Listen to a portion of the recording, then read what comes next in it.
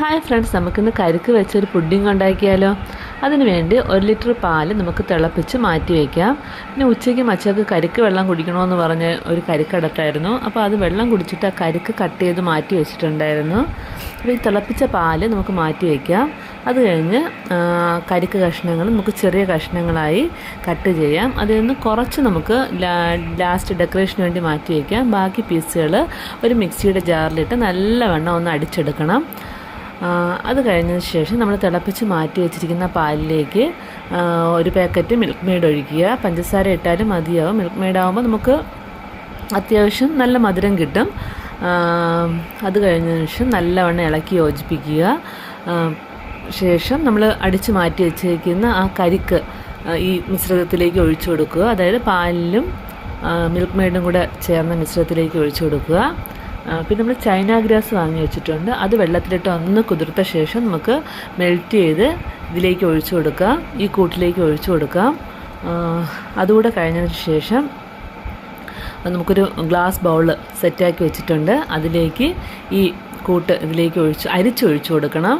ഇല്ലെങ്കിൽ ചെറിയ തരി കാണും, കരിക്കിൻ്റെയൊക്കെ തരി ചെറുതായിട്ട് കാണും. അപ്പം നമുക്ക് ആ കൂട്ട്, അതായത് മിൽക്ക് മെയ്ഡും പാലും കരിക്കും ചൈന ഗ്രാസും കൂടെ മിക്സ് ചെയ്ത് ആ കൂട്ട് അരിച്ചൊരു ബൗളിലേക്ക് മാറ്റി ഒരു 10 മിനിറ്റ് മാറ്റി വയ്ക്കുമ്പോൾ അതൊന്ന് സെറ്റാകും. അപ്പോഴത്തേക്ക് നമുക്കൊന്ന് പിസ്തയുടെ പീസുകളും പിന്നെ നട്ട്സ് ഉണ്ടെങ്കിൽ നട്ട്സും നമ്മൾ ആദ്യം മാറ്റി വെച്ച ആ കരിക്കിൻ്റെ കഷ്ണങ്ങളും എല്ലാം കൂടെ അതിൻ്റെ മേലിട്ട് ഡെക്കറേറ്റ് ചെയ്തതിന് ശേഷം ചൂട് മാറിയതിന് ശേഷം നമുക്ക് ഫ്രിഡ്ജിൽ വെച്ച് ഒന്ന് സെറ്റ് ചെയ്തെടുക്കാം. ഫ്രീസറിൽ വെക്കേണ്ട, ഫ്രിഡ്ജിൽ വെച്ചാൽ മതി.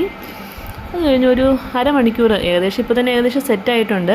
എന്തായാലും നമുക്കൊരു അരമണിക്കൂർ കഴിഞ്ഞ് നമുക്കതെടുക്കാം. എടുത്ത് വെളിയിൽ വെച്ച് നല്ല തണുപ്പാണ്, നല്ല ടേസ്റ്റാണ്, നല്ല സോഫ്റ്റാണ്. അപ്പോൾ അതിന് ചെറിയ പീസുകളായി കട്ട് ചെയ്തിട്ട് കഴിക്കാം. അപ്പോൾ നമുക്ക് നോമ്പ് തുറക്കാനും സമയമായി. അപ്പോൾ നോമ്പ് തുറ വിഭവത്തിൻ്റെ കൂടെ ഇതും ഒരു സൈഡ് ഡിഷായിട്ട് വെച്ചേക്കുവാണ്. അപ്പം എല്ലാവർക്കും ഇഷ്ടപ്പെടും. തീർച്ചയായും ഇത് ഉണ്ടാക്കുക. വളരെ ഈസിയാണ്, സിമ്പിളാണ്, അധികം സമയമൊന്നും എടുക്കത്തില്ല. അപ്പോൾ എല്ലാവരും ഇത് ട്രൈ ചെയ്ത് നോക്കുക. ഇഷ്ടപ്പെട്ടാൽ ലൈക്ക് ചെയ്യുക. ആദ്യമായി എൻ്റെ വീഡിയോ കാണുന്നവരാണെങ്കിൽ സബ്സ്ക്രൈബ് ചെയ്യുക, സപ്പോർട്ട് ചെയ്യുക, ഷെയർ ചെയ്യുക. ഓക്കെ, എല്ലാ വീഡിയോയും കാണുന്ന ഒത്തിരി പേരുണ്ട്, എന്നെ ഒരുപാട് സപ്പോർട്ട് ചെയ്യുന്ന ഒരുപാട് പേരുണ്ട്. അപ്പോൾ എല്ലാവർക്കും ഞാൻ നന്ദി അറിയിക്കുകയാണ്. അപ്പോൾ ഈ വീഡിയോ എല്ലാവർക്കും ഇഷ്ടപ്പെടുമെന്ന് വിശ്വസിക്കുന്നു.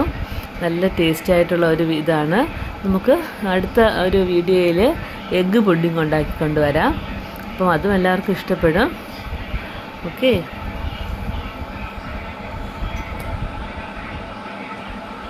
ഇത് മച്ചായും മോളും ഉണ്ടായിരുന്നു. മോളും എല്ലാം കഴിച്ചായിരുന്നു. എല്ലാവർക്കും നല്ല ഇഷ്ടപ്പെട്ടു. അതിൻ്റെ റെസിപ്പി മോള് പഠിക്കുകയും ചെയ്തു.